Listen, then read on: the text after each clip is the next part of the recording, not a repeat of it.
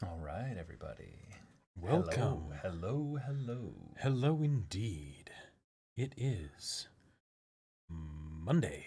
It's a Monday. And that means podcast. Podcast has returned. What number is this one, Caleb? 151.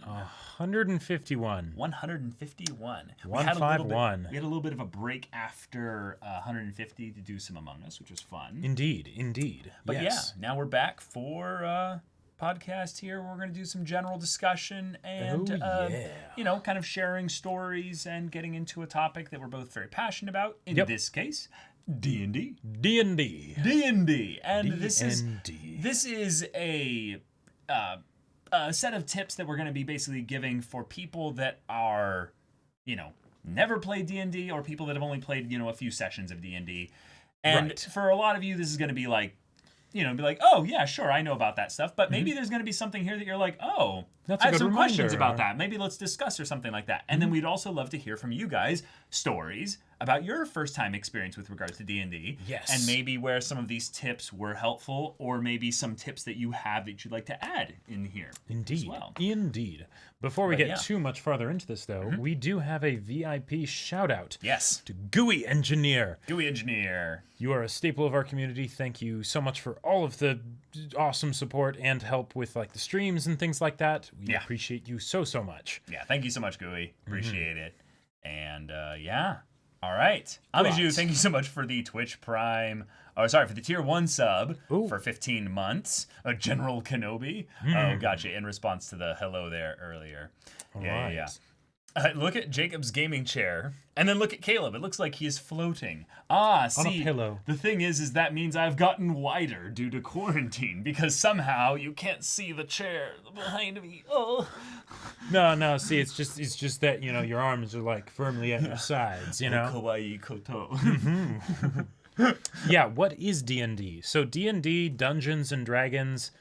It's oftentimes used as just a general term for tabletop role-playing games. Right. Most of the time, if you're playing a tabletop role-playing game, it will be D&D, but not necessarily. Right. Well, the reason why we're bringing this up specifically is because with the recent resurgence of the popularity of Dungeons and Dragons 5th edition, one of the most recent editions of the game, there are a lot of people out there that are really wanting to get into this game but feel super intimidated by not just the amount of stuff that people have produced for the game. So it feels like this 10,000 episode TV show that you're getting into on like episode 9,000. And you're like, can I just start now and it's okay? How much things do I need to know before I can play? Like, how many books do I need to buy? Right, like, there's all this stuff. So we're basically going to condense it down to a simplified set of things that we would recommend as, in some ways from differing perspectives, because Jacob is a little bit more advanced in the game than I am. I am definitely a hardcore D&D person. Right, and then I am a person who is an aspiring DM, which is something that is not easy necessarily to do, but I am very much a beginner as far as like the overall culture of D&D and the rules and stuff as well. Right. So we'll be getting into that here. In general, though, D&D is not actually that hard to get into. The hardest part of getting into D&D is finding people to play with. But if you're here, odds are you probably have that problem mostly figured out, and that like maybe you have that friend that's like, hey, we need more people for this D&D game. You want to join us or something like that. And if not, we're going to have some tips for you in that regard as well. Exactly. Thank you for the 100 bits, LBK675. Before we get into talking about D&D, mind if we get a happy birthday for our boys, Joseph Joestar and Bruna Bucciarati. After all, yesterday was their 100th and 40th birthdays. They have the same birthday. Happy birthday to our Joe Bros. Yes, that's so indeed. fitting. Oh my gosh. Yes. Yes, there are discords for group finding. Yep. Oh, yeah. Black Rain Raven, hey, just before we get into the beginner stuff, are you too familiar with the D&D Twitch god Arkedem? He runs 7-9 campaigns at the same time for people like Offline TV, Soda Poppin', and Soon Shroud. Yes, I am aware of this guy. That is ridiculous. I am following things in what he's doing with Soda Poppin'. So, yes. Oh, okay. It's pretty cool. Yeah. This is the guy I was telling you about who has the Super World Foundry or Oh. all the PDFs and stuff for his world that he does and stuff. It's pretty legit. But yes, we are going to be demystifying and de-scarifying the prospect of you maybe dabbling in some D&D. So, Jacob, our first recommendation for people starting or who have already gotten started a little bit, but it's the same one basically through and through. It's relax, buddy. Yep. Everything will be daijoubu. Exactly. Because to sort of set the stage for this, in case you don't know what D&D is and what tabletop role-playing games are, it's basically you hang out with a bunch of people and you just have fun and you do make-believe, and there's some rules alongside it, but it's basically going back to when you were, a little kid, and it was the, bang, bang, I got you, but a bit more structure. Right. Like, that's pretty much it. It is something that some very smart people came around together over the course of years and years and years and honed a system upon which your make-believe imagination, OCs, worlds, and all that can live, breathe, and have fun with other people doing it. And people will accept you readily doing that. That's the part that I feel like is the immediate myth number one, especially nowadays, that I need to kill really quickly, is that D&D is this exclusive, really hard to get into niche group where you need to pass grades and tests and all these other things to showcase that you're a real D&D player and all that. There will always be gatekeepers in any community. Absolutely. But especially that's one of the other reasons why D&D is a pretty helpful one to get into, is because specifically 5th edition D&D is very easy to access, and there's a bunch of people that play it, so the whole idea of gatekeepers and stuff is a lot less common. Yes, there will always be gatekeepers, though. If you end up finding yourself encountering gatekeeping, be okay with just leaving that group. Yep. I will just tell you one of the most important things I would say within the whole experience of D&D is that every group is going to be different. So while relaxing and just letting yourself be free to have the experience happen, also hold your group that you're necessarily in kind of loosely, and that you don't have to play with those people necessarily. And I would hope that you wouldn't have any bad experiences with groups, but those can happen, and if you have one, it might not necessarily be that you don't like the game itself, right? But maybe that you don't like the group you're playing with. So ideally, if you can play with some people that are already friends of yours, that's the best, but oftentimes, if not, we're going to have a solution for right. you. And especially in the times that we've been in, a lot of people aren't able to play in person, and certainly not find groups to play with in person. So, things like Discord groups and things like that are a lot more common. So generally, that also means that people are a lot more accepting of bringing new players into this hobby that they're probably very passionate about. Yeah, that's a great one, GLaDOS. Another very important thing to remember, no D&D is better than bad D&D. Yes. I 100% agree. And that's one of the reasons why I think that D&D is excellent for new players. It's amazing for new players. There are the groups that are hardcore and whatnot and stuff, but oh my God, there is nothing better in D&D than when everything goes wrong. That is where the most cherished memories come from. And what you're talking about there is in the ridiculousness of the game, not in the bad player experience. Right, not in the bad player experience. Right, exactly. So, relax. Let things get goofy, because they are. Yeah. That's just how it ends up going. Exactly. And then the next tip is one that we have immediate crossover. We both were this is very important. And that is that this is a game of imagination. Right. Which means that you can do anything. This isn't a video game where you have a limited set of options. You can do whatever you want. Yeah. The sky is the limit. And that is an absolutely wonderful thing, and it's also something that can get a little intimidating for new players, because it's whoa, what is this? I can do anything, and it's yes, you can. So don't worry about it. Just bring that childlike imagination and have a ton of fun. Yep. I would say that D&D is downright therapeutic for people that haven't had their imagination stimulated actively in a long time. I would say that because a lot of us here are going to have a lot of crossover with the anime community in general, just because that's what our channel is about. Sure. That stimulates the imagination in a kind of a receptive way, in that we're kind of we suspend our disbelief quite readily for any kind of really wacky, creative, cool art that we're going to see in animation. But a lot of times it is difficult to then be an active participant in the imagination kind of sessions that it is. Right. So let that be your imagination expression medium. Yep. Because a lot of people don't have that. And Right. when you find a group that is then like Accepting of that, you might just cry at moments when you're like done with the session and you're like, I don't want them to see me like this, but that felt so freeing and wonderful. It's just it's the best. Because for some reason, it's something that we're taught where as we grow up, we have to turn off the imagination, right? Because to be fair, there are times where imagination is not helpful, Yeah, right? that's true. But that's something that we so need to still keep alive, and D&D is one of the best ways to do that. Absolutely. So even if you brought nothing else, no books, pencils, dice, anything like that, no. If you just brought your imagination, Yep. you're rolling sky high. Like this is great, awesome. Yep. Way to go. And then this is where we get into but if you wanted to bring something extra, we each have our things. So we have 2 things here that we recommend bringing. You don't have to bring it every time.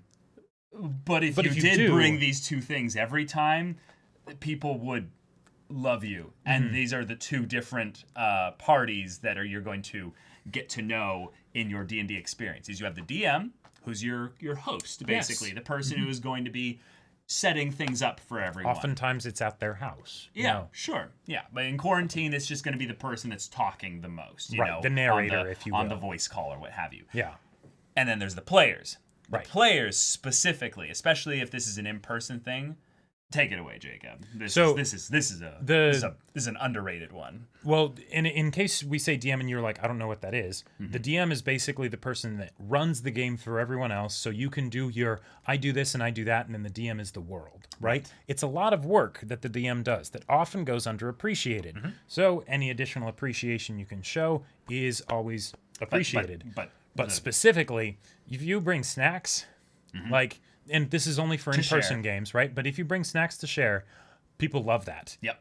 People absolutely love that because there is something deep down in the experience of D&D of having your greasy food, your potato chips, your soda, your whatever it right? is, your beer, like, and just hanging out and eating tasty food and just exploring your imagination. It's like the equivalent of like the Super Bowl and like all the food that you have during the Super Bowl, right? They go hand in hand. Yeah. So if you bring snacks, people will love you. You don't necessarily have to, but people will love you. And then this is the other one that if you bring this, the DM will love you. As someone who prefers to DM and kind of be the host of things more than a player, if you bring a notepad, your DM will love you. Now, this is important because it follows into the next tip here. This is a relaxing experience. It is supposed to be at the very least. You don't have to know everything. But during the actual game, when you're playing, the host, the DM, will give you, they're called the Dungeon Master. So let's just call him the Dungeon Master, basically. Sure. The Dungeon Master will give you basically a set of prompt set points. Where he'll be like, you see this person come up to you and ask a question.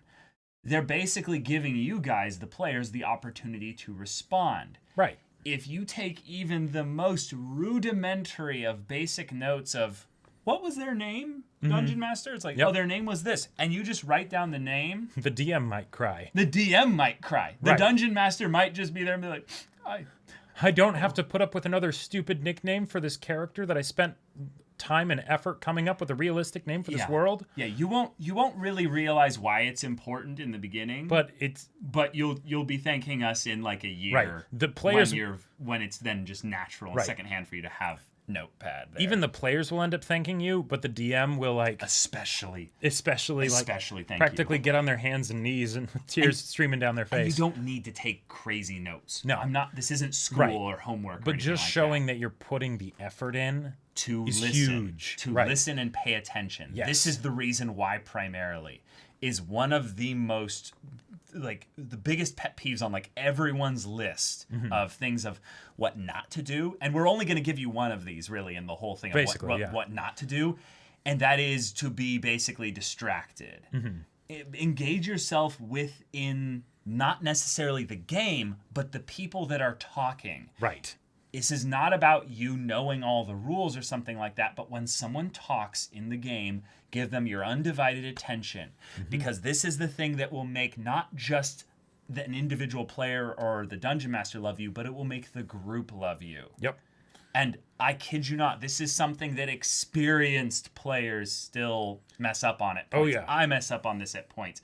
Is just give the game your undivided attention. It could go long, but at the very least, then tell people in the group, and they'll be okay if you say this, just being like, hey guys, I'm getting a little tired, so I'm having a little bit of trouble following along. And they should at the very least be gracious to be like, okay, yes, exactly. for sure. Right, especially if you're a new player, they'll understand that. But every effort that you make to give them your attention is huge, because people get very into this, especially for the DM, who puts a lot of effort into putting on this show for everyone to be able to have a good time. So if you're paying attention to what they're saying and the stuff that they're giving you, it means the world to them. And one of the worst ways that you can like break this is if you're on your phone. Yep. Now, if you're playing in an online group, that's not necessarily as obvious. Yeah, and you might need your phone to like look something up or whatever. But the worst thing ever is when it's like, all right, cool, I'm describing the big bad, how this dragon, takes your family and starts to eat them or whatever, right? And you're just like not even listening and just like texting somebody or whatever. There will be time for that later. Yeah. And I'll just say, like, this is actually a cheat code. If you just pay attention to what the dungeon master says, just what they say alone, it'll put you ahead of like almost every beginner player out there ever. Yep. That's like number one of the biggest things there. The other thing that I feel like is one of those intimidating factors, that is something that Jacob and I had a very similar kind of viewpoint with this as well, is the idea of that this is a tabletop role-playing game. And everyone looks at the role-playing part and gets a little bit of like, whoa, I need some definitions put in here. What does that mean? I don't know if I'm comfortable with that. That seems weird. Yeah. Yeah. It is not necessary. Right. It is nice. It is fun. It is something that you will probably eventually fall in love with, but you do not need to do it. This is where the sort of comfort zone thing can kind of come in here. So if it's something that you're not comfortable with, that is totally fine. Don't worry about it. Yep. Especially because you're beginning in this Oh, yeah, here. especially because you're beginning. Right. Yep. That being said, if you feel, you know what? I'm willing to go out on a limb here. I'm willing to, trust the people I'm playing with, that they're not just going to make fun of me or whatever, like would probably happen in a lot of ways if we were to do stuff like this in like, regular company, like not doing D&D or whatever, right? Yeah. But role play a bit. And if you're wondering how to role play, the cheat code, and DMs do this all the time, right? The people that put more time into this than pretty much anybody, right? Just do a funny voice. Yeah. A funny voice. You don't even need to do it, but if you want to, go for it. Yeah. And you do not need to. You do not need to. But if you are wondering what is a way that I can do this and like immediately get everyone's attention, do a funny voice. Right. I will say personally that I would almost not even recommend doing that, because it's just something that you're so in the beginning of there that you don't want to feel like you're pressured now to continue to do a voice. Yes, and a voice is not necessary in order to play D&D. Not at all. It is absolutely not necessary. This is more of like one of my personal favorite things, because another thing that this helps with, sometimes, like we were talking with the paying attention, other players don't necessarily want to pay attention that much. You start doing a funny voice, almost guaranteed they'll put down what they're doing and they'll be like, wait, what's this person up to? What are they going to bring to this experience here? Yeah, I know though that just to bring a counterpoint to this, there a lot of people don't like hearing your goofy voice. And that's okay. That's okay. Every group is different. Everyone has their own specific thing with regards to this. And D&D is not about the funny voice. It is about having a group interaction and then having just a good time interacting with each other there. Yep. But yeah. And that leads into the next thing, is that every group is different. So, find your fun that you're going to have within that group. I will just say that personally, I have shifted around groups a bunch, and it was when I was open to going into a group that felt a little bit intimidating, where I realized, oh my gosh, actually, if anything, I was making this out to be way more difficult than it was. This group is fantastic at letting me in as a newbie to play with them, and that was really good. Yeah. To jump down to a little bit of a tip that is something that Jacob and I shared a little bit of crossover for, but it is something that I feel like might go into well, this is a rule, but it is something that I think will make you feel a little bit more confident as a player getting into this. And that is that there is going to be some basic addition and subtraction that is going to be required from you in playing the game, unless you have someone setting up an electronic system for you that does it all for you. Right. Oftentimes, because of quarantine and everything, people will have like digital character sheets where you just click a button and it does what it needs to do. Right. But we're assuming here that you are in person rolling dice in that regard, and that is that there is going to be one die that you're going to really want to familiarize yourself with, and when you're rolling it, it's basically the game. That's basically the whole game. And that is I should have got one of mine for this. Yeah, that is a 20-sided die, and basically it just has a bunch of triangles on it. A bunch of triangles that go 1 to 20. Yep. And anytime you basically want to do something, you're like, I decide to jump across the ravine. The dungeon master's gonna be like, all right, make a skill check, make a roll with your d20, and if you want to basically like come out the gate with that little bit of extra, the only rules that I really recommend you basically having down is just how to add your stuff as a character to your d20 roll. Right. And because that's about it. Basically anything you do in this game will just be you take that die, you roll it, you add a number to it that'll be written on your character sheet, and the DM will tell you which number to use. Yep. And then they'll tell you what happens. Right. But like it can get intimidating because there's a lot of different dice in D&D. D4s, D6s, D8s, D10s, D12s, percentiles. Yeah, don't even think about that. The D20 is the biggest dice, unless someone for some reason has one of those fat 100-sided dice. But it's the biggest die, and that's what you're using 90% of the time. The other ones, most of the time, you don't even have to think about. You won't really. Yeah, like the DM will tell you if you need to use some of those, and it will be rare. Yeah, and that's basically the beginner stuff. Like everything else is pretty much just pretty much just stuff that you're going to be prompted and asked to basically decide what you want to do. The one thing I'll add with that is basically that the game itself, if you've never played D&D before, it can feel like you're setting a huge time commitment aside, and it's like, why do I need to set aside 3 hours? Or why do I need to set aside 2 hours or more even? One of the reasons why is because there's times where the dungeon master needs to basically help guide the players along, and it ends up slowing things down a little bit. And that's okay. That's normal.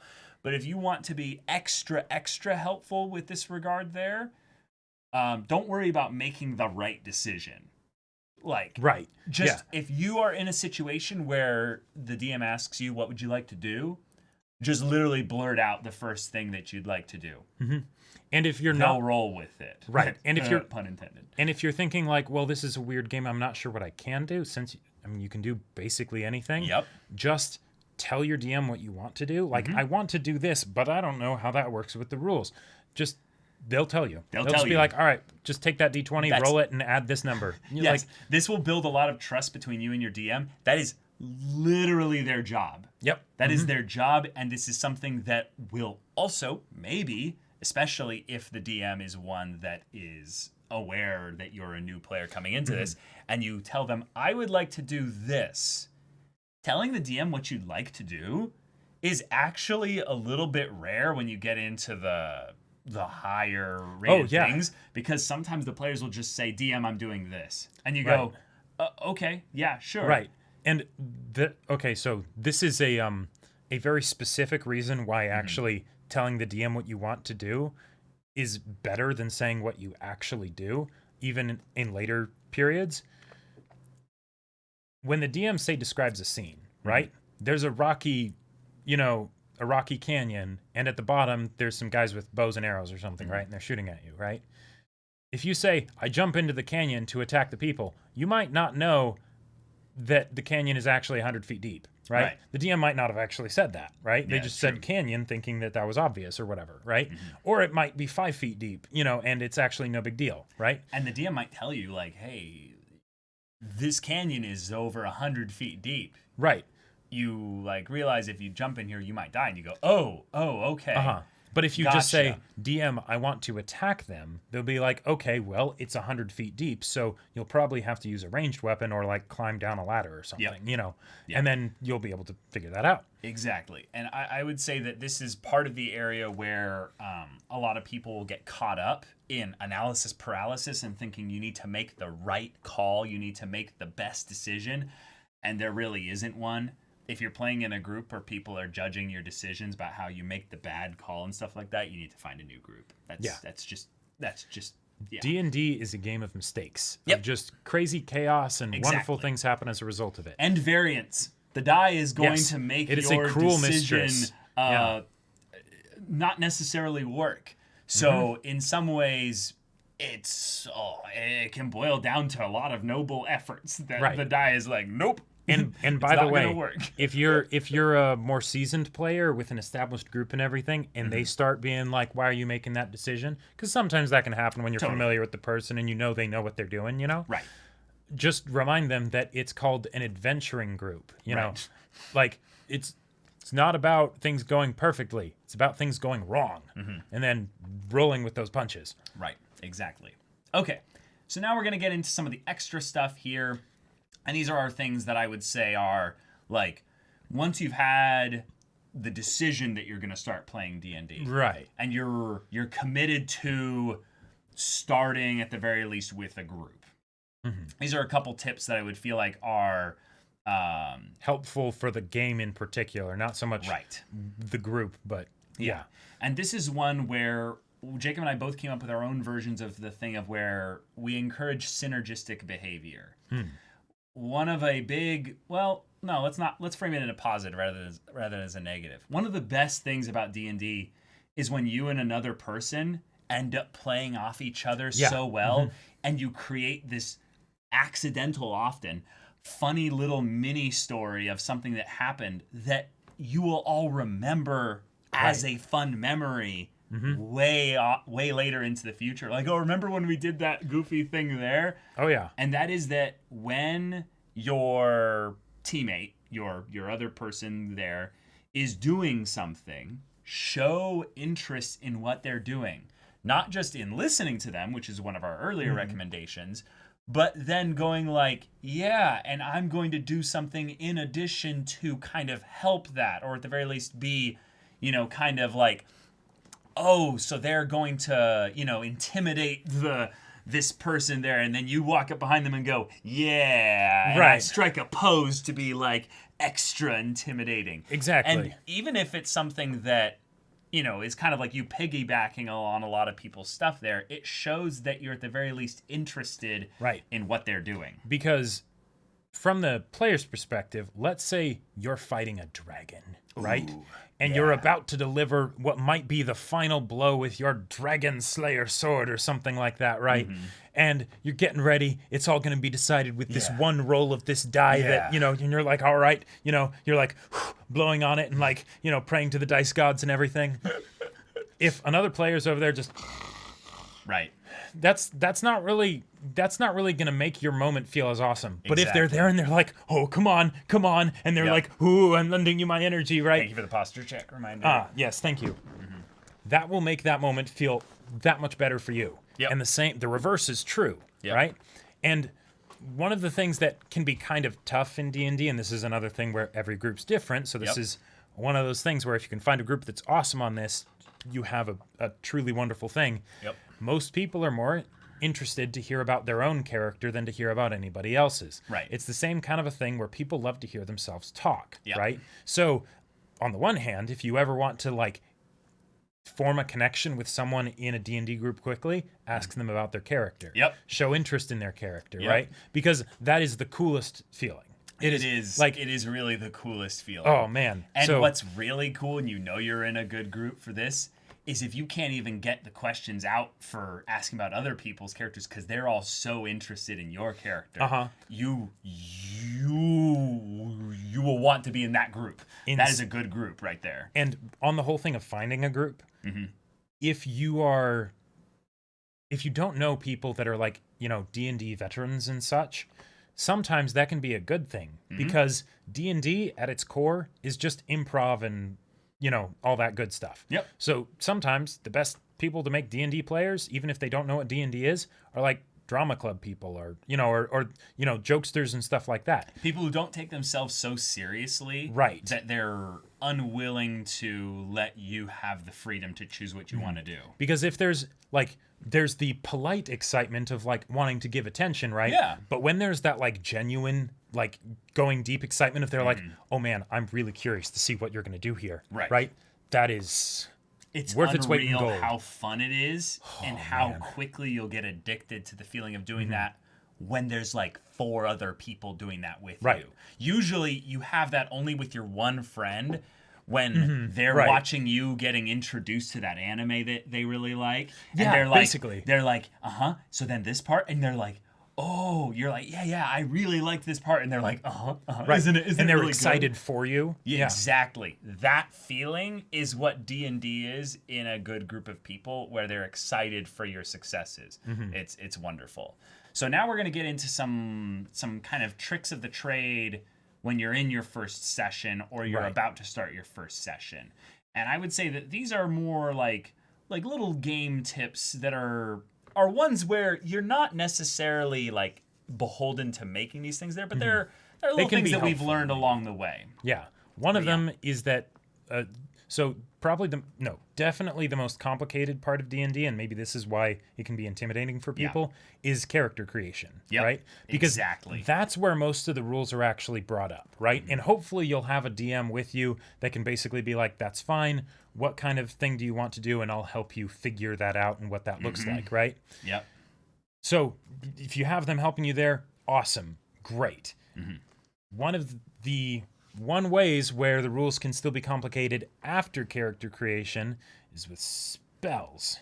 Yeah, this is specifically a D&D 5e thing. Right. Yeah. Or most D&D 5e actually has it pretty simple as far as spells go, but compared to still. some other systems. But still. But if you're in a system that has magic, right? Not all do, you know. Right. That's generally where most of the complication comes in, because then you're needing to look up like, okay, what does this spell do and which ones should I choose and all kinds of things. It can become a whole mess, right? Yeah, and you can end up in situations where people are waiting for you to do a thing and you're like, I genuinely don't know what this spell does. Yep. And so you end up with kind of basically like in a video game where you have 10 starting abilities to choose from, and you're like, I don't know what any of these do yet. I can't choose, when you're really just like, you want the Costco pizza situation. Or do you want cheese, supreme, or pepperoni? You only have these 3 choices. Exactly. And this is specifically a combat thing, guys. This is specifically a combat thing. So if you want a little bit of an easier time, tell your person that's helping you make your character and be like, hey, I want combat to be not super complicated for me. And they'll help you. Right. They will help you. This is the cool thing, though, is that where you can be like, I want to be a pirate dancer that like does all this like crazy extra stuff as well. They'll find a way to make your weird character idea actually work. Yep. That's why I highly recommend making your character with your friend that brought you into the group, or just literally the dungeon master. Right. And a shorthand way to sum this up to them is, you don't necessarily have to have magic for your first character. One of the easiest ways to make things simple is just be, you know, a dude that punches people, or a dude that hits people with a hammer or an axe or a sword. You know, there you go, right? Then on your turn, all you have to really think about is, who do I want to attack? It's a lot more traditional video gamey in that sense. You know, of you got your enemies, you whack them. Yeah, exactly. There you go. One of the things that I would say is really nice in the process of making a character with some other people there is holding really loosely the idea of your character's like grand vision at the beginning. Oh, Again, sure. this ties back to the very beginning. Relax. You're here to just have a good time with some wacky, creative, imaginative people. Yep. That's it. So when you come into the game initially and you have your character and it's like your baby and stuff like that, and you've thought and felt a lot of specific things about it and stuff, it's not necessarily something you're going to spend the rest of your life with. You're not marrying your character or something like that. So, hold all the ideas of it loosely and just go in and have a good time. Totally like bring in your own, weird sense of humor and stuff as well. You don't need to entirely create this OC or make your character the coolest and be like no one ever was, That is actually one of the things that can go badly in ways that you wouldn't necessarily expect, because since you're rolling dice for everything, you won't always do well. Yeah. And in fact, sometimes the dice will just be against you and you'll do spectacularly badly, right? And it's not your fault at all. It's just that's how the dice fell, right? Yep. And then sometimes you'll do amazingly. Right. It can be, I've found personally for me that I have way more fun when I don't make a character that is supposed to be super good, right? Like whenever they do something, they have to do the spin around, one shot, one kill kind of character, right? Yeah, you can totally do that. You can totally do that. Yeah. Just remember that there will be the times where, God damn it, that 20-sided die won't roll above a 5. It's for those of you that have watched Konosuba, it's why we liked that show so much in a lot of ways in the very, very beginning, because we knew immediately what type of demographic they were targeting with there. Because that's how real D&D parties basically end up turning out. It really is. Like you imagine yourself as like the Fellowship from Lord of the Rings, right? I am the god of explosions. No, wait. I am the Arc Wizard of Grand Wait, no, that's not right. I got 42 kills. I got 43. Oftentimes it turns into I hit him with a frying pan. Right. Is he still up? Bang. Hit him again. Relax. Yeah. Just have fun. Just have fun with it. It's a common trend if you haven't noticed yet. Mm-hmm. Yeah. And then I think the only last one we have here within regards to game-specific tips and stuff like that is that when you're involved in a combat situation, or you're in a situation where they're going around the table asking people to do things one by one, while you're listening to what other people are doing and stuff, just give a little bit of thought of like, well, what would I like to do here? So that when the DM comes to you and is like, hey, what do you need to do? You don't go, I'm panicking. I don't know what I need to do. Everyone else had a really cool thing that they did, and I don't really have anything like that. That's okay. That's okay. You don't have to do this by any stretch of the imagination. And if you're new, no one will expect it of you. Exactly. But if the idea of a long game does seem like a bit much, this is one of the ways you can help things move faster. Because if D&D does go for a long time, it's usually in the combat. It is. Because, you've got 5 people or whatever that all need to take their turns, and then there's the enemies, and, you know. So just think about how you can be basically gracious to the other players by just being like, oh, I'm just going to do this. I'm going to run up to this person there. Hit him twice. I'm going to jump on their head, and I'm going to bonk them in the face. And you're like, oh, okay, sure. And here, you make 1 or 2 rolls, you're done. There you go. And this is also one of the other things that it helps with a lot. Hopefully you won't have to deal with this, but if you decided to play a spellcaster, this is where this becomes a bit more of a necessity. Because spellcasters have a lot of options. It's not just, do I hit this guy? It's, do I use one of 22 spells or whatever in the later periods of the game? Right. You'll probably start off only with like 6 or 7. Or even 2. Or maybe, 2. You know, that's true. right. But then you also have to be like, oh, what does that spell do? Right? So if you are playing a spellcaster, one of the best things you can do is figure out what spell you will probably want to use, and then quickly just look at that spell and be like, okay, yeah, that's right. This is what it does. Right. Yeah. Your DM will thank you. Your DM will thank you. Everyone will thank you. And it's honestly a thing that will demystify a lot of the scare that we might be putting around spellcasters by talking about it in this way.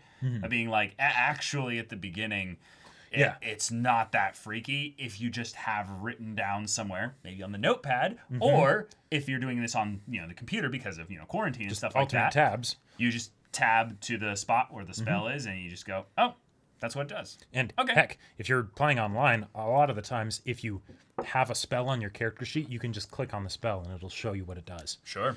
Yeah. Pretty awesome. But that's the majority of our beginners' tips and stuff like that. We can share a little bit of our stories with regards to how we got into D&D and stuff like that. But I'd also love to hear from the community here, you guys, like some of your worries or some of the things that are holding you back maybe from getting into D&D for the first time. Sure. But also, if you're already into D&D, share some of your beginning stories and stuff like that, so we can know what's what's some stuff that we can echo with that to some of the new players here. Bayanor with the 100 bits. Sorry, I missed your bits earlier. My question number 1, is there a lot of fighting or does it depend? This is actually one of the best parts about D&D. There doesn't have to be a lot of fighting. Sometimes it's simpler when there is, hence Murder Hobo. Exactly. But yeah, there doesn't have to be. It doesn't have to be. You don't have to necessarily kill the goblins or whatever. Sometimes you maybe have to, but Yeah, but I've been in so many situations where I, as the DM, set up the players to give them away, to be like, oh, by the way, you realize that the goblins keep grabbing the food from this one farmer. But the thing is that they seem to actually have like a big herd of these other creatures off to the side over there. Maybe you could convince the goblins to hunt over there and stuff like that. Oh, wait, does one of you happen to speak goblin? Right. One of you does. Oh, what do you know? This might be your moment that I crafted as the DM to go, hey. Or potentially didn't even craft at all. So let me paint a picture for you. In that scenario, for instance, right? The DM's expecting you, hey, they'll have to fight the goblins and defend the animals. Maybe they can somehow convince the goblins to go after other animals. Who knows? Who knows? But that's the bonus option. They won't necessarily go for that. Right. But one of you happens to speak goblin. So not only do you convince them to go after the other animals, you start striking up a conversation with them. Yeah. And you make those diplomacy checks and everything, those persuasion rolls, and suddenly it's like you have a friend. And then the DM's like, "Oh no, I didn't make a character for this goblin. They're Boblin the Goblin." And they make a funny voice, and all of a sudden you have Boblin the Goblin, and he becomes your absolute favorite, the party's favorite, and he follows you around and makes cheese. That you sell to the villagers of towns and things like that because you helped him reform his ways and realize he doesn't have to steal food in order to provide for his tribe.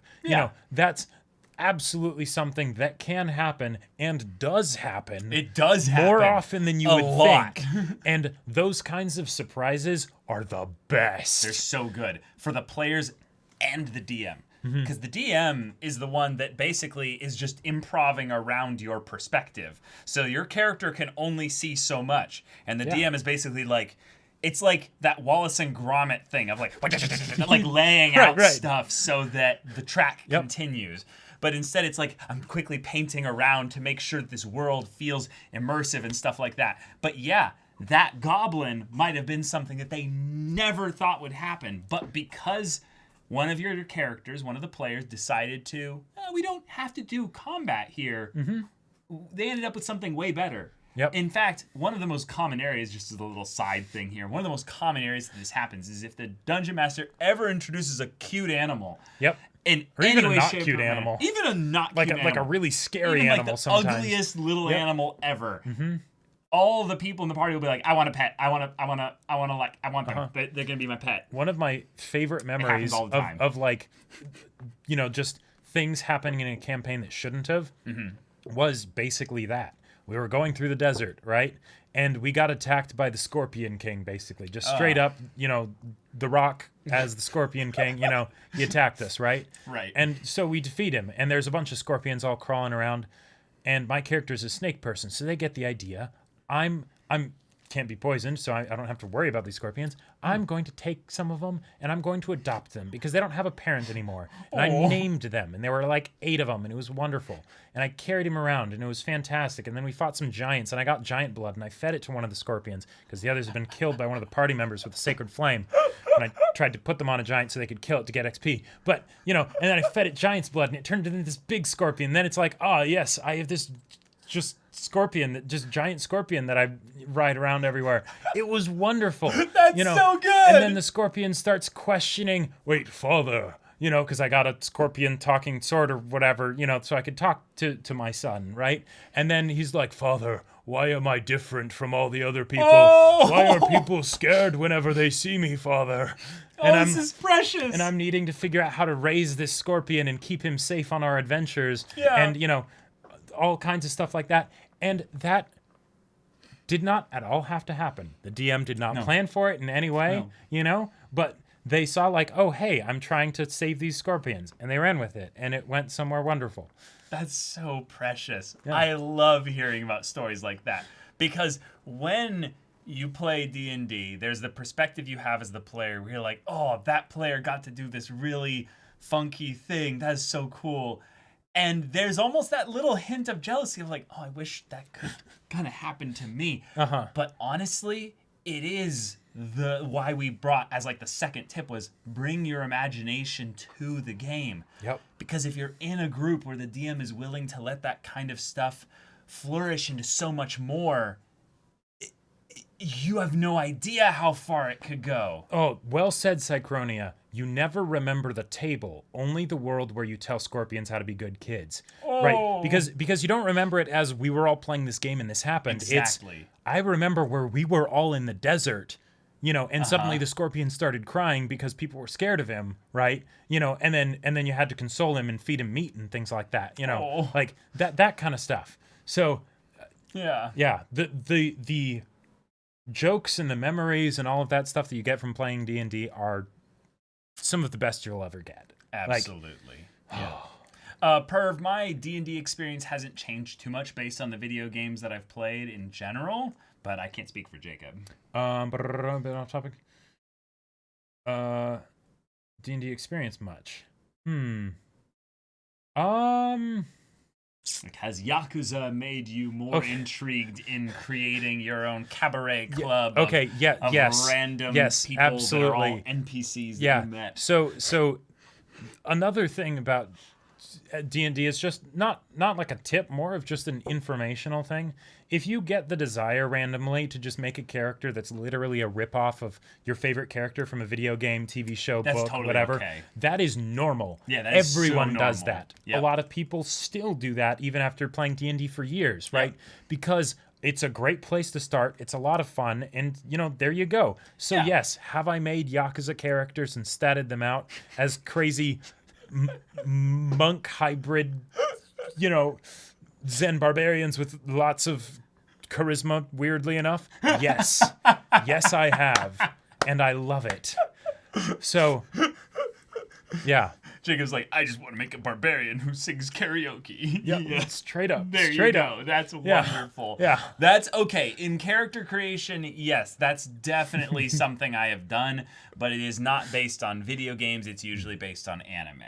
And let's be real, we've all had that moment where we made our not very specific favorite anime character that's totally just had one letter in their name changed. Yep. And the DM looks at this and goes, I've seen this anime. Right. Like Yeah. you're not that subtle, my dude. And you're like, what do you mean?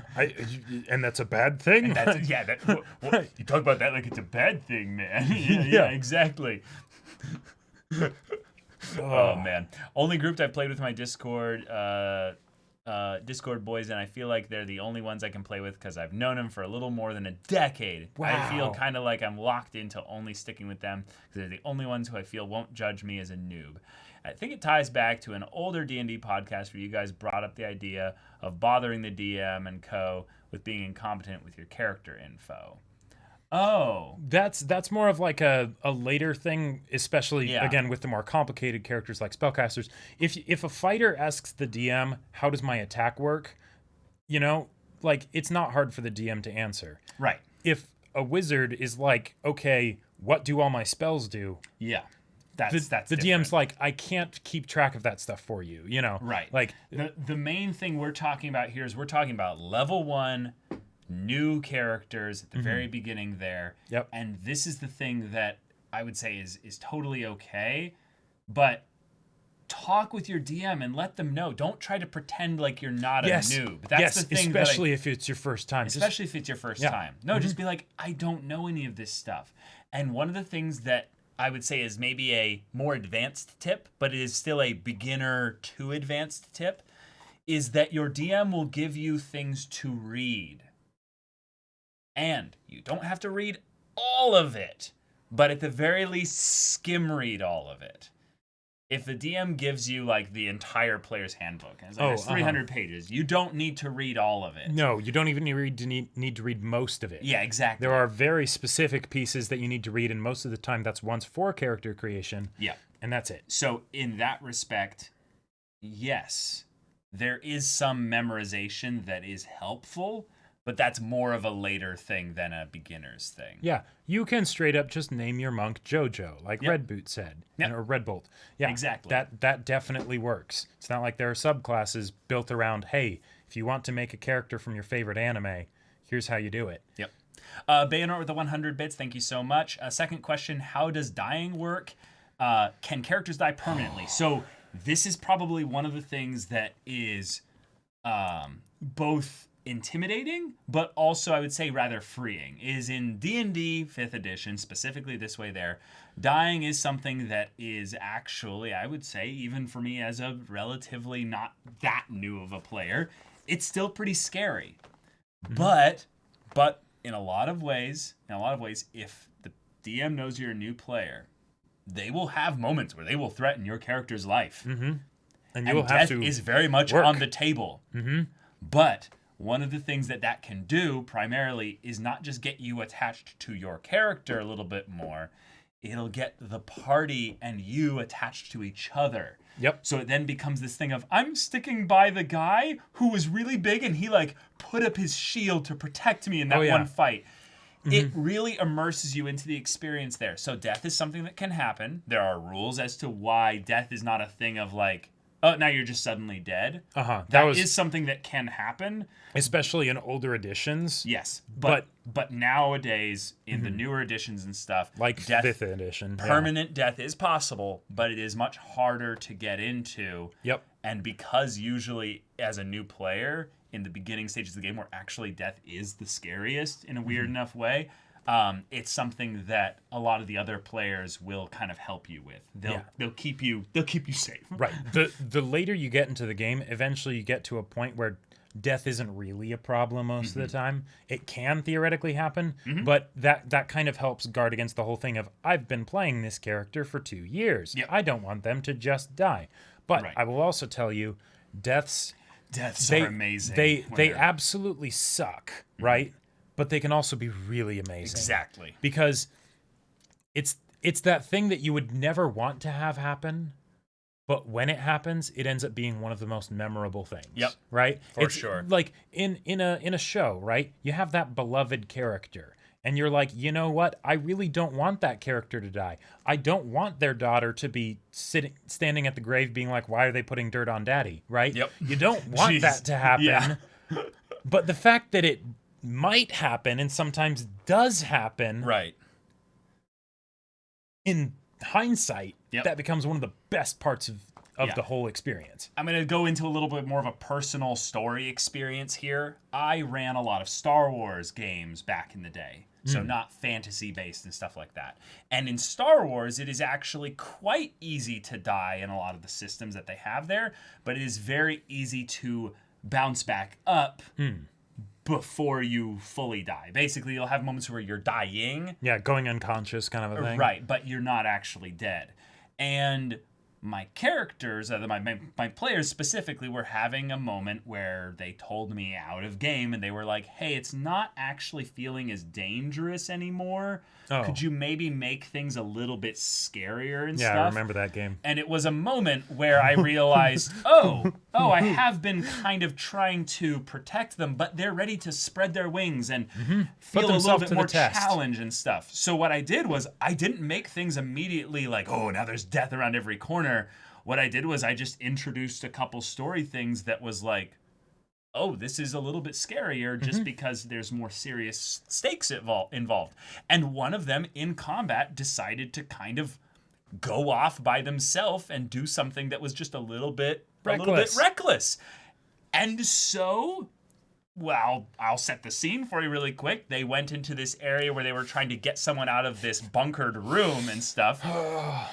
They went up into this area where they were like, weirdly enough, there seems to be no security here. And everyone else is kind of hanging back and trying to figure out like how they can get them out of there. This person just runs up to try and open this door.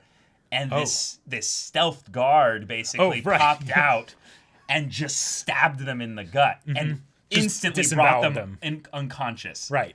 And they were out for the whole fight. And it became this thing of, protect them! Right. And suddenly the whole party started playing Defend the body and the medic while they're, trying to heal them and put them back together. While they're trying to deal with these shadow, guards or stuff like that. And it was an amazing moment because the player who was nearly dying didn't have this moment of like, oh, the DM punished me for a thing there. They realized, oh my god, my friends are amazing. They are totally keeping me safe here, even though I was this close to like being in a really bad spot. So I want to, since I was in that scene, I'm gonna do a little bit of praise to you for how you handled that. Oh, okay. One, that whole scene happened. Yes, it was partially in response because we had told Caleb, hey, we'd like to have more risk, right? It doesn't really feel like we're in serious danger. Yep. But it was also in direct response to something incredibly stupid that I did with my character that then caused this to happen. Right. So there was a reason for why the stakes here are escalated, because it's not just security guards, it's the secret police that come to kill you and make sure no one ever remembers you existed. Right? And then it's like, oh no, they're here all of a sudden, and they start by disemboweling a character. Right. Also, the person whose character got taken out, yeah, there was that little bit of like, oh man, I can't really do anything in combat because I'm almost dead. But they were not bored. Oh no. Because it was like, oh my god, I might die. 2, Jacob, how dare you for bringing this danger down on our heads. Right. 3, God, oh God, please save me. Like medic, please, thank you, don't leave me. Right. And then they got him back up, and he was like, all right, let's do this. Let's get out of here. Yeah. Let's see if we can make this all work. And then we escaped. You escaped barely. Yeah, Right. you found a way to basically get out of there just fine. And in some ways, I always look back on that as like I could have even made it scarier. I always think back on that like, oh, I could have done a couple other things. But you were fairly nice considering what I did. Right. But the overall kind of thing with death is something that I say in the beginning, don't hold your character's vision as to what they're going to be or how their result will be too tightly, because you could just have a character die. Yep. And that is okay. It will hurt if it happens, and I hope it doesn't have to happen for you unless you're, unless masochistic you like that kind of thing. You like that kind of thing, which, I am definitely one of those people. But also, if you feel like your character death was super untimely, your DM might potentially have issue with it, but just take that character sheet you have and then just write Junior or the second and then be like, I'm here to avenge my father or my mother, right? And there you go, right? So if you were like, I really loved playing a wizard or a paladin or or something, right? And I don't want to have to just completely make a new character. Right. That's something you can do sometimes. Yeah, Psychronia, that's true. You can make your character specifically to die at some point. That's true. And you can tell your DM, you're like, I want my character's arc to be along the lines of having them find humility. And at their final moment, I want them to basically realize that everyone else's life means more than them. Right. So they humbly accept the sacrifice, role of sacrifice so and that everyone can escape. everyone else can escape. Yeah. I don't care how you set it up, DM, but do that. I have done that so many times, and I have received that info so many times from people where they're like, hey, I don't know what the journey my character's going to be is, but my character's personality lends to this flaw. I want you to exploit that flaw at some point in the future surrounding this theme. I'm like, thank you. I'm like, I will do that. I will do that. And I will give you prompts in order to set it up. And what you feel like when you're in D&D, this is just to laud and just praise D&D for what it is. when it's all flowing, you really feel like you're crafting your own television show with your friends. Yes. It right, is exactly. so cool. Exactly. And it's wonderful. It is so wonderful. Perv, in case you're curious, no, it wasn't stepping on red flags. I bombed an Illuminati equivalent meeting. Right. So they somehow snuck their. So these are like the equivalent of like in D&D. This would be like getting to level 10. So they're basically like midway through their progression as far as characters. So they're quite strong, and they're a little bit drunk on their power, basically. Just a little bit, because they conquered a lot of the easier stuff before. Maybe this would be more like level 9. But the thing is that Jacob has been holding back in a lot of his pyromaniac self with his character there, and he's like, we got a lot of VIPs in this spot here. I have a pretty decent stealth and demo skills stuff and things like that. I'm gonna do this. And the people across the couches and things like that were like, Jacob, no, don't do this. And I was like, wait, the guards didn't like frisk us for our gear, and Caleb was like, no. There's so much security in here. There's no point in taking your weapons, basically, you know. Right. And I was like, well, Caleb didn't realize I still have all these explosives we got for that one mission. And I'm thinking, like, it's suicide if he does this, because not only will they be incriminated, but they'll kill allies. Like, him doing this killed helpful people. So I was like, no. To be fair, I didn't know they were helpful. Yeah. But yeah. But you had been hinted in that regard. So then when this happened, like, I thought in some ways, like, Jacob, I was like, I'm going to need to talk to him afterwards. Right. But still, and found a way to work it out. And the only reason that gracious. And if you do crazy stuff like that, you need to be prepared to live with the consequences, because that's one of those situations where it's like, it's asking for a character death, basically. And I would have been okay with that. Right. Thankfully, my character was basically the Star Wars equivalent of a rogue, and I rolled really good on my sleight of hand stuff to basically just like, you know, and on my lying checks, basically, to be like, I don't know what happened, you know? What? Oh, I don't have my backpack? Yeah, it must have gotten knocked off in the blast, you know, because that was huge. But I killed named important characters in this dozens blast. of them. Like about I would say 8 important NPCs. And then a bunch of nameless ones that I was like, well, they could have been a character, but thrown all that away. And it was just this moment that the entire campaign shifted from them being like, we have to basically be the equivalent of coming up with I was doing my tasks in electrical. Right, yeah. I have nothing to do with this. And it was cool. It was cool. And that kind of imagination and kind of divergent thinking led to some cool stuff there. But yeah, that's just an example of how wacky it can get. Because in the story you were setting up, it was like one of these, like, there's a bunch of really powerful groups that are probably going to go to war soon, but who's going to strike the first hit? Yep. And then I did that, and then all of a sudden, well, war definitely started. Yeah. But they didn't. They were like, who did it? Right. Yeah, no one really gained anything from it. Right. It was just one of those things of where someone was like, someone wants chaos, and literally my big bad was a insight chaos character. So I'm like, oh, he's just gonna take claim for it. He's just gonna be like, yep, that was me. I did Definitely. that. Yeah, that was totally. So it ended up being something that really, really worked out.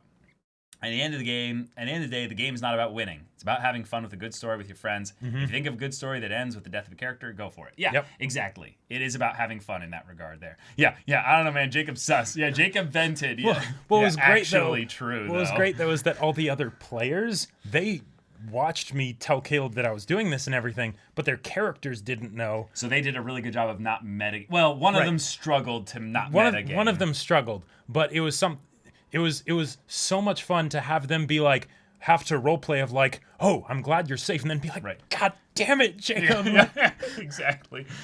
When it gets to a risky situation, I tend to get really desperate and make iffy decisions because they're terrified. This leads to me being known as the guy who only rolls good when it comes to desperate play. I mean, hey. Hey, there you go.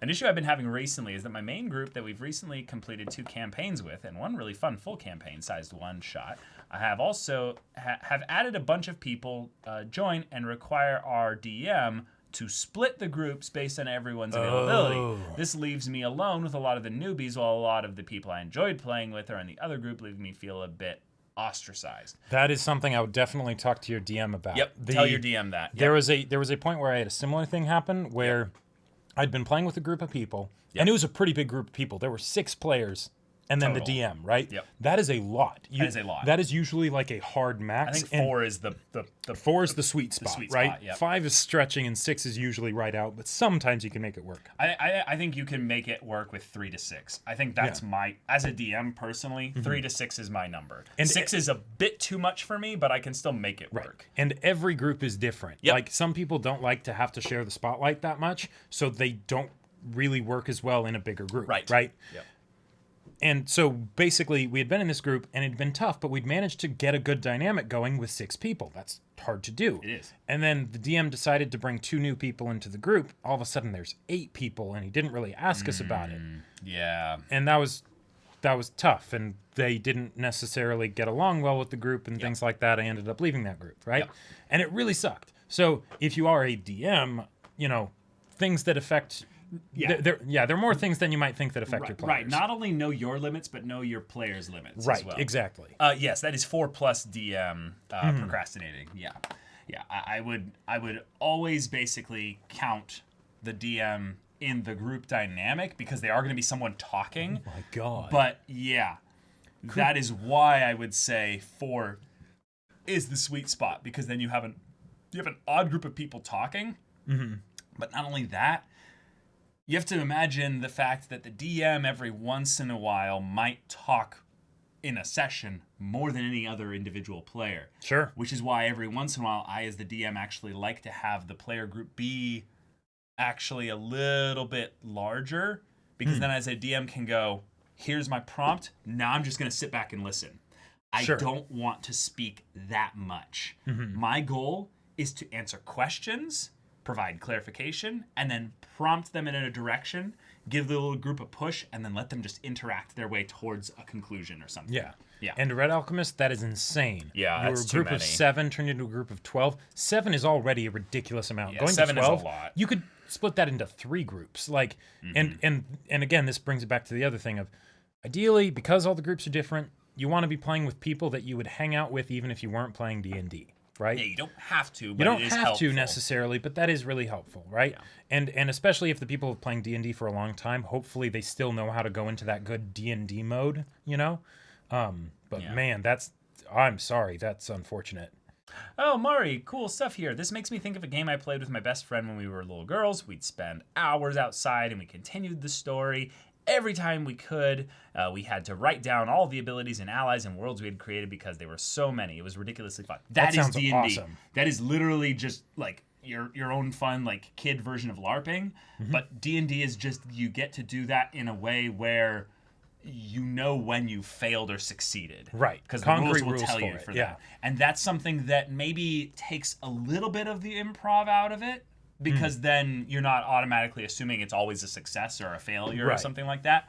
But I love the ways in which Jacob and I kind of had that kind of natural stint, like you're talking about, as a kid towards those types of like little goofy games and stuff like that. But then D&D was basically I can approach and play this with someone else who has never done any of those imagination games with me, so they don't know my style, and yet we can use the medium of the game itself to translate to each other what we wouldn't have been able to do if we were just meeting each other for the first time without the game. Also, if the rules seem a bit unnecessary, one of the coolest things that can happen sometimes is where, because you're playing with dice, the dice sort of dictate that the game go a certain way, right? Because you try and do certain things and the dice just decide it actually goes this way, right? Yep. And some hilariously wonderful things can happen as a result of that. Sometimes terrible things like character deaths, right? But other times, Here's an example. I saw something happen once where we had the character who was very much the seductor. They were just basically there to flirt with anything with legs, right? And they end up interacting with the very wealthy noblewoman NPC, right? And this guy always been rolling well on his checks to basically persuade and convince people that he was so sexy and all that. Right. And this one time when it really mattered, when the freaking noblewoman's like husband was like right there, and he asks a question that wasn't even pointed at the truth of the matter, The guy critically fails, natural 1. It leads to the noblemen causing them all to become criminals, and they end up getting chased out of the city. And then he has to start this secret, like, love letter thing where he's, like, smuggling letters into the city to get to the noblewoman to be like, no, this I do secretly want you and stuff. Oh my God, that's awesome. Isn't that awesome? Yeah. What game was that in? Yeah, I'll tell you about it later. Okay, But basically that kind of stuff is totally possible, but it's made better because sometimes the dice just decide, no. Right. Like, no, you're not going to do that. Because, if you just decide that it goes that way because you decide that's how it goes, that's one thing, right? But when the dice was, like an unbiased party in that sense, right? You're just like, nah, this is the way it's going. Deal with it. I love it. It's so much fun. I love it. Cycronia, you led your little sister through a tower dungeon with more or less nothing but a handful of cantrip spells we looked up in her HP. She rolled nothing but 1s or 2s like 5 times in a row. Oh my God. That's awful. The misadventures of the young spellcaster. Indeed. That just sounds amazing. JoJo referencer. I want to play with other groups, but I'm used to a setting that is a weird amalgamation of the Forgotten Realms and Minecraft. The most powerful being in the world is a mixture of 9 gods and demons called the Nonagon. I'm intimidated by the fact that others' games are at least semi-serious. Telling you, finding your group and being like, I just really like this style of play, that's okay. Yep. That's okay. You don't have to switch. If you feel the desire, though, to switch, this can be our final tip of the stream here. Oh, Don't spend a lot of time looking for the perfect people. This is one of the things I'm gonna basically like counter or set up a tip basically that'll help you out in the long run. And that is that look for D&D communities and then ask around who needs a player. Because one of the things that's really good here is that the people that reference you to a table and give like the, hey, this person's looking for a table that needs another player, they, are kind of used to this style of play. Or you get to ask the DM. The DM will ask you, like, hey, what do you like to do? Like, what's the kind of stuff there? And you give them a little bit of a, hey, this is what I like to do. And they go, oh, okay, cool. You'd be a good fit. Or actually, maybe what we've got here isn't for you. And then be patient with it. Because I ended up basically finding a group basically through Jacob and a group that he ended up finding through a community method. Yeah. That was this really convoluted way of actually finding it. That wasn't him looking for the perfect players or anything. It was just, there's a D&D community. Right. Like, cool. I was doing a voice acting workshop. Yep. And then someone mentioned a voice acting Discord, and I'm like, hey, I use Discord. Yeah. Okay, can I get on that? And they're like, cool. I'm just looking through the Discord. There's a D&D channel. I'm like, what's this? Awesome. It was great. Yep. Ended up great friends with all the people in there. Like, it's fantastic. Yeah. So much fun. So I highly recommend not necessarily looking for the perfect group, but just look for D&D communities and then just just ask, see who's needing another player. And it is helpful if you have a friend that can refer you to the community as well. Yes. But, I mean, based on how popular D&D is getting, if you already have a friend who plays D&D at all, you're in a really good place for finding a good group. Oh. Just in general. Sir Dave, I found my current group from r/LFG myself. So just looking for group. Cool. Yeah. Yeah, it is something that is potentially that easy. He's trying to join the D&D society at my uni at the moment. They haven't seen my message yet. I'm trying there first. Perfect. Yeah, good idea. Close to home, close to where you're going to be just at physically for a lot of times there.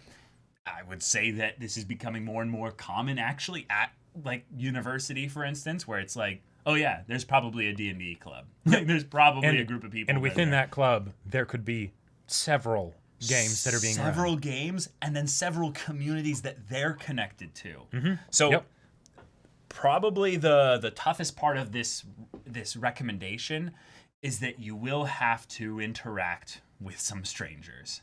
And that part is Yes. a little bit freaky at the beginning. Especially if, you're doing something like engaging the imagination and creativity, Yep.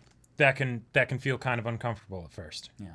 When does a campaign usually end? As in, what prompts the end? Is it after the big bad is defeated? Or, I'll tell you, like, it's oftentimes when the party collectively decides, hey, this seems like a good stopping point. Yeah, and that'll usually be something that's kind of talked with the DM and the players and things like that, but oftentimes it'll be after some crazy big bad. Yeah, another example of this where you don't have to have the campaign go super long is the DM will just tell you at the beginning.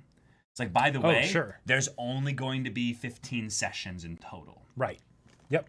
And then once we've had 15 sessions, we'll decide whether or not we want to end it, but more likely, we're just going to end it there. One of my favorite games that Caleb ran was one where he was specifically like, hey, I actually want this to be more of a primer sort of Comedy thing so that we can figure out a group dynamic, and then I can do my serious one that I have an idea for. Yep. And it was like 12 sessions or something. Yeah, I think it was 10. Yeah. And it was great fun. It was stupid. It was so much fun. It was so stupid and ridiculous. Absolutely bonkers. But the thing was that people knew, oh, this is only going to be for 10 or 12 sessions or whatever it was. And it's going to be a silly campaign, like specifically a comedy one. Right. And we somehow made a Star Wars Sith comedy campaign. Yeah. It was... We called it the Sith Acolyte Dropout, or the SAD campaign. And it was wonderful. We were all disasters that just caused chaos and brought about the downfall and saving of the galaxy, kind of. It was excellent. a really cringe anime, basically. Oh, yeah. Like, with a bunch of overpowered dude protagonists. Mm-hmm. And it was something. I still have good memories of that to this day. Yeah. Let's see. Thing there. I have no idea where I'd look. Might have to check online. And this is the best part there. If you know anyone, I mean literally us specifically, like you can say like, where should I look? Mm-hmm. And people like us will have like, check here, check here, check here. r/LFG.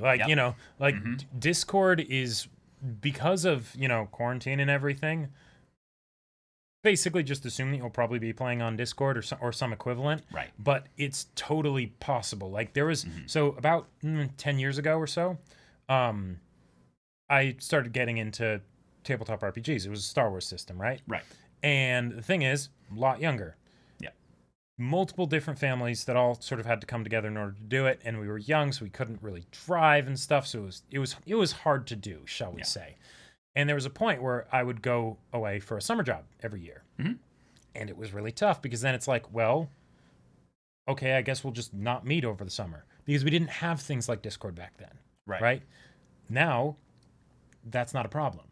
So, like Discord, Roll20, Foundry, there's so many ways that this can be made to work even from staying at home. Yeah. Oh, that's a really cool thing there. Jace before. I would say that while the daunting aspect, I think someone brought that up there, Bloom, was saying that it's really interesting to feel like you can get into, but the idea of committing to something for that long is daunting. A lot of D&D does come down to what are you willing to schedule and what your group is willing to schedule. But since it goes down to the one who's able to meet the least frequent in some ways, it's something that can end up being a thing of like, oh, this is just a fun thing that we do once every 2 weeks or a month. Mm-hmm. It doesn't have to be this super life all-consuming thing that it can be for you, for instance. It's a hard addiction for me. Right. So ease into it. Mm-hmm. It's not something that you have to master overnight or have to commit for a long thing overnight. Right. This is something that in some ways I would recommend personally asking people to be like, hey, would anyone be willing to take me through a one-shot? Which is basically just you do one session and it's done. Mm-hmm. And there are so many people that would be like, oh, yeah. Actually, I've been wanting to run a one-shot. Can you be one of my first players? And they'll be like, oh, okay, yeah, sure. And that's where the D&D, like, extrovert, introvert kind of fun thing can actually come into things here. As a someone who likes to the idea of being a DM constantly, I'm always like, who can I grab as a new player?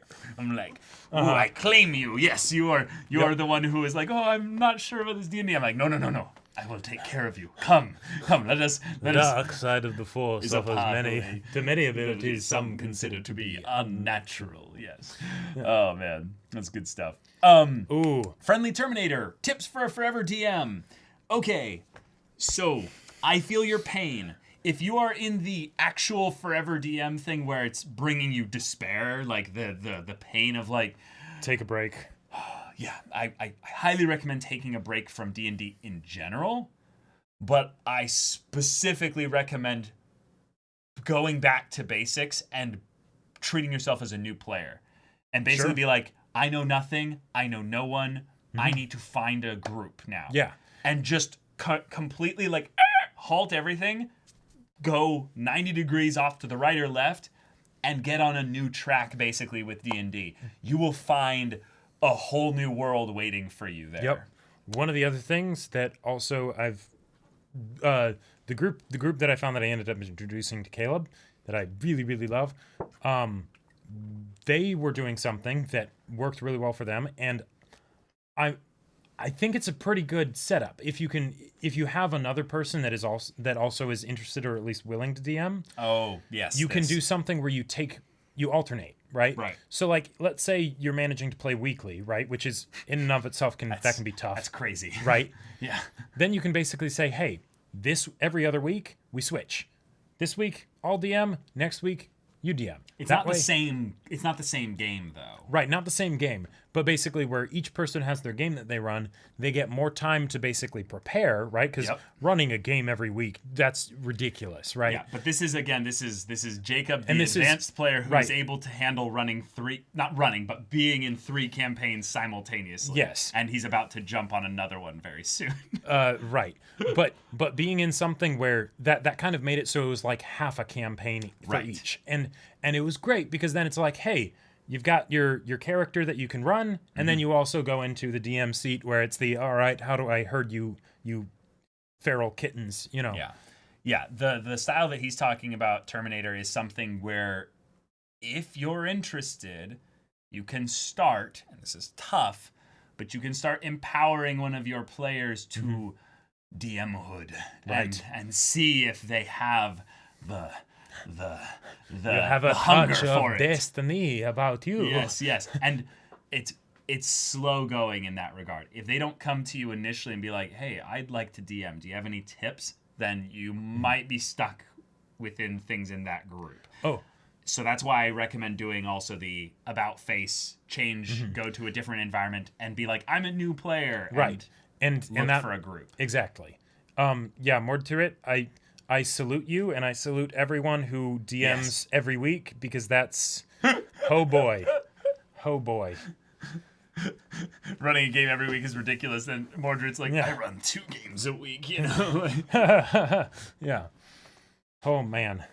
Well, Jacob's a player in all of these except one. Right. I was a DM in one of them, and that was in the one where it alternated, every week, and then it stopped alternating, and I kind of got burnt out. Right. Yeah. You had to take a 1-month break from D&D recently since burnout, so yeah, I agree. Yeah, for sure. So basically throw the curse at someone else, Cap. So, weirdly enough, if you can also, this is another thing, if you can show how simple running a game as a DM can be, you can take a lot of the intimidation factor out from what it would mean to be a DM. Because a lot of the times, like, okay, players will be looking at their DM and they'll be like, wow, it's so fantastic. You're on Olympus. You're a god. How do you do this? You have everything planned out. I'm just making this shit up as I go along. And you're literally just there with like a pad of paper and a pencil, and you're just like, their name is, scribble something down so you remember it for later, Thomas the Frank engineer, like there you go, right? And you just you just go with it, I thought running every week was kind of common. No, I'm just saying in terms of it is the ideal. It is ideal. I agree. But as someone that loves D&D, but there's these things called adult schedules that I've been like Yeah. I've been in some ways lucky that I get every other week for Mm-hmm. like the same campaign for years as my like gold standard. But Right. Well, but yeah. and this can tie back to the whole thing of paying attention and everything, because and this is more like when you get established with like a set group and everything, but oftentimes the way that groups will actually manage to meet every week is sometimes they'll adjust their schedule around it. It'll be like, hey, this is the day that kind of works. Oh, can I get a morning shift that day instead of an evening shift? That kind of thing. And when that kind of stuff is happening, then it feels even worse if someone's there and they're not paying attention. Yeah. But if you have a group that is willing to do that, to you know, bend the laws of the universe in order to make it so you can actually meet every week at a regular time, cherish that. Do not take it for granted, because it is incredible. There's a reason so many memes exist of like, you know, all right, we're meeting Friday at, you know, at 5 for game, and it's like, you have my sword, you have my bow, you have my axe. Friday at 5 isn't really good for me, you know? Oh, it's so classic. Oh, it's great. Bloom, DM stuff might be worth another podcast entirely. Yeah. I would say in some think it ways is. it would detract a little bit from the point of this podcast to go Yeah. into something for a beginning thing, because I don't recommend DMing at all for a beginner. There is something wholesome and innocent and lovely about a beginner who starts DMing. Yes. If it's like you, right. If it's like you and your group of friends and none of you know how D&D works or whatever, Yep. that's Someone's fine. got to do it. That's fine. And Yep. and you know what's the best part about that? They don't know what a good DM looks like. Exactly. So So it's just, you know, hanging out with your friends and just helping everyone else out. Exactly. Because you don't have a player character to manage at any given point. Right. And And- you could have 20 characters to manage, you know, in a year. Mm-hmm. But in that regard, it's still not that big of a deal. And yes, there are resources so many online. resources So online. many resources Yep. for DMing and also being a good player too. Matt Colville has amazing videos, Mm-hmm. and also if you end up being really passionate about D&D and stuff, there is this crazy thing called Critical Role if you want your life to get completely sucked away into a black hole. Right. But Where you that can basically watch other people play it. And it's, right. It's really good. And that can be one very inspiring and also soul crushing, because you know you're seeing these like improv masters right. Who play are doing D&D. who are doing the role play side of it so well that you're like, that's not fair. That's not fair. Yeah, But yeah. then at the same time, it can be sort of this ideal to strive for. Right. Or in some ways it can make you, when you see them mess up something, Yeah. you then go, Oh, they're right. people too." They're human beings. That's cool. Yeah. Yep. So good stuff in that regard too. So far, I've only DM'd when my friend group's DM wanted a break. I could tell he appreciated it, because when we got back to his story, it seemed like we were new players again, with the story seeming to flow so smoothly. That's awesome. That's so wholesome. Yeah. Oh my god. Oh, I eat paper towels. It's funny. I was just mulling over how I was going to get into D&D, and lo and behold, I see you guys are doing a podcast dedicated to beginner tips. My prayers have been answered. That's well, hey, what we're go here check for. out the VOD, see if there are any tips there that are really helpful for you. Mm-hmm. But yeah. Critical Role has sucked one of my friends in this summer. Nice. I mean, hey. Yeah. I mean, we said it before on a previous podcast, I think, but there has not been a better time to get into Critical Role than right now, because Right. quarantine. Yep. Mordred, you don't watch other people play Guild. You watch a bunch of nerdy ass voice actors. Thank you for the clarification. I Right. appreciate it. Yeah. Critical Role is also in the list of things I'm curious about, but also intimidated by, along with D&D and JoJo's. Hey, there you go. Yeah. Sure. Then you can start on one of them and Yes. work your way Yeah, slowly. that is one thing since we brought up Critical Role. The Matt Mercer effect is very real. If you do watch Critical Role, do not expect... So, okay, this is kind of a crude analogy, but I saw someone basically say that Critical Role is like the equivalent of porn, but for D&D. It sets unrealistic expectations. Do not expect Critical Role banter and role play and improv and DMing from, you know, your group of buddies. Like, Yep. it's... No. Yep. No. Because in some ways, Critical Role isn't made for you. It was made for those people in the group there.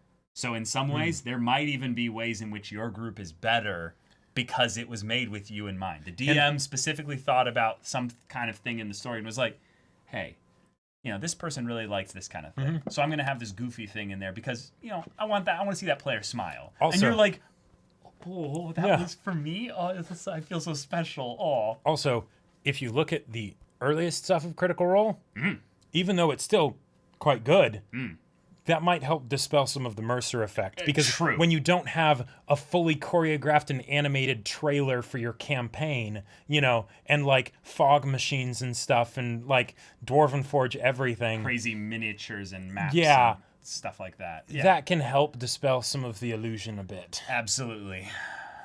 As a DM, I sometimes miss being a player. I never really played good role-play D&D. It only started in our group after I started DMing. Again, 6 years. It was bound to happen. Yeah. Yeah, I hear you. Yeah. And I miss their player side sometimes. Yeah, for sure. Careful. Disney owns Goofy, though. Ha, ha, ha, ha, ha. Nice one. Yeah.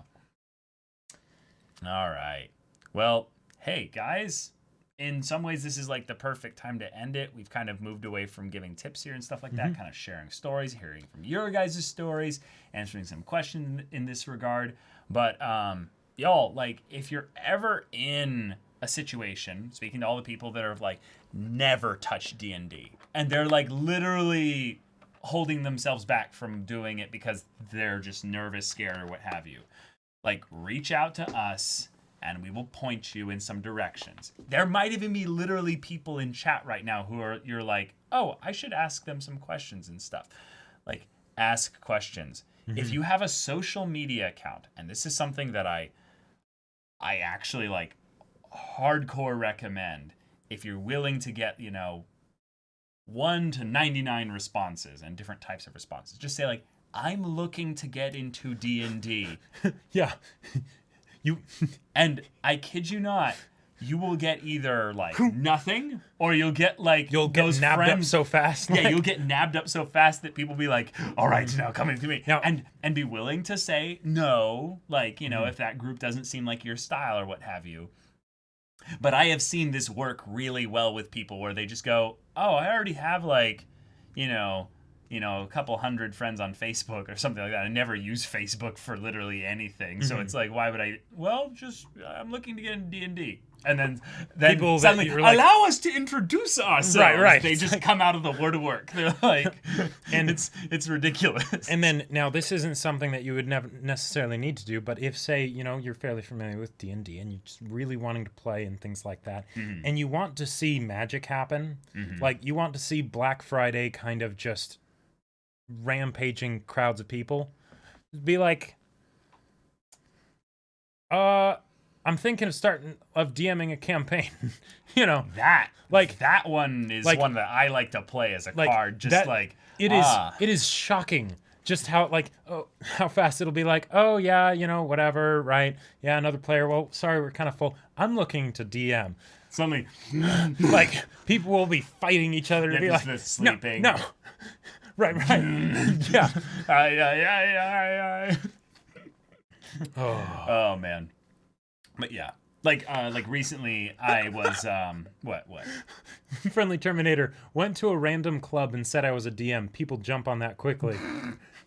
Oh, that's great. That's fantastic. I did this at my Frisbee group a while back, like a year or so ago, and I ended up basically asking someone like, what are some of the things they do for fun? And they mentioned basically that they liked to play D&D. And I was like, oh, that's cool. I'm like, do you DM or do you play? And they just said straight up, oh, I'm always looking for a DM. That's great. And I'm just like, I DM. And then they just had this thing of like, so, like, yeah, exactly. Got a D20 inside and it's just like, yes, take my, my grave domain cleric will be for whatever party you need. Actually, no, straight up. So, twice now, I think, I've gotten into groups that I wouldn't have gotten into otherwise because I was like, I'll play a cleric. Like, I'll be the healer that I know none of you guys have, know? And then it's like, you know what? We can make an exception. This is all stuff you'll learn over the course of Yeah. time of getting into D&D. But hey, here's to you getting into D&D. Whoever you are, wherever you are, if it finds you and you're like, oh, this is kind of something I like you're like, I really like this. I wish you all the best. You are potentially about to have your world changed in so many ways. Oh yeah. Yeah. Yep. Yeah, exactly. I want to get into D&D. Tough guy, finger snapping from the alleyway. Yep. Yeah, exactly. Exactly. Best part of 5e, in my opinion, is that healers aren't really needed. That is true. That is very true. Very true. And Yep. and if you do end up playing a cleric, clerics are kind of one of the most busted classes in the game. So you don't actually need to heal. You don't need to be a healer. You can just like damage dealing clerics are a thing, and it's like they're by the way, godly. I'm a full caster with heavy armor and shields that just sort of walk in and The cleric walks up. You think you expected a healing word, but it was I, fireball. You right, know? right, exactly. And then the light cleric just Boom. God wills it. Deus vult. Right. It's like Jesus, man. Yep. War cleric. Yeah, exactly. Oh man. Is being a healer unappealing? I'd rather enjoy the idea. No, actually, as a support main in literally like everything I play ever, I love playing support characters. Like I'm literally about to go play a support paladin with, some healing and some buffs and some battle tactics and stuff like that, and it's gonna be it's gonna be good fun. I have seen some people get bored with clerics when, especially in bigger groups, where they only have one turn every, and there's 7 people playing or something, Right. and then it's kind of just, all right, I use my biggest heal to keep everyone alive, and then that's sort of it, and there's not much like thinking that they have to do. But in smaller groups especially, and then also if you can go for more of like a not just a cleric, but go for like, or not just a healer cleric, but like, I mean, hey, if you can cast fireballs too, that's pretty cool. That's pretty cool. Like, Sometimes that wizard runs out of spell slots, and you're like, hey, or your party just doesn't have a wizard. If it's a That's small true. group, if you got That's 4 people true. and and they're all like martial classes or something, and you're like, I'm a cleric. You know what? What if you also were basically the wizard, right? Oh my god, we could tell you so many things if you were in the situation with D&D where you're like, I want to try and figure out how to play this. That's kind of the thing Jacob and I are like, oh yes. There are so many ways. So to many ways. It's make your wonderful. character be whatever you want. Like, there's a Yes. reason that a lot of people, like, and I started doing this just because for a long time I didn't have a group, So I would just do this to sort of entertain myself and imagine what if I had a group that I could play this character for. Right. But a lot of times, D&D, like, players, they'll make characters that they do not have a game for. Yep. Like, and they'll have 20 Just characters. sitting around. Right. And then it's like, oh, someone makes that post on social media of, I'm DMing or whatever, would anyone be interested in playing? It's like, not only I can play, here's my character. Like, here's my character immediately set up because I Right. chose from amongst 7 characters. Exactly. Based on the type of info that Yeah. you gave. What do you guys need? Cleric? Oh, yeah, of course. Yeah. Yeah, all right, let me.